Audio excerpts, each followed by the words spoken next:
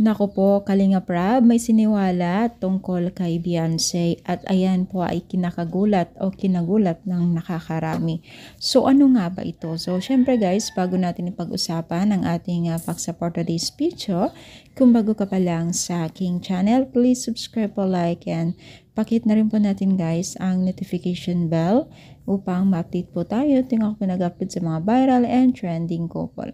So alam niyo ba guys na ang couple na ito ay especially po kay Beyonce ay may siniwalat at may inamin mismo itong si Kalinga Prab during live po niya. So dito natin makikilala at makikita kung sino talaga itong si Beyonce din pagdating bilang isang beneficiaries at bilang partner.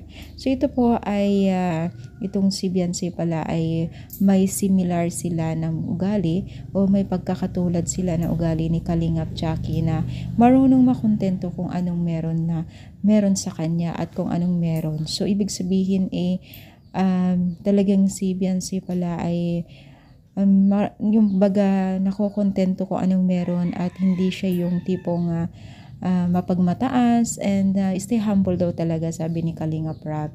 So dito natin makikita kung sino talaga itong si Beyonce dahil syempre si Kalinga Prab na mismo ang nagsabi, pagamat po may mga kontra pa rin po dahil hindi naman daw nakakasama ni Kalinga Prab itong si Beyonce sa mismong isang bubong, kaya bakit daw nasabi niya ito. Siyempre, araw-araw ba naman o halos lagi din nilang nakikita itong si Beyonce at makikilala mo din naman talaga ang isang tao pag lagi mong nakasasalamuha, di ba?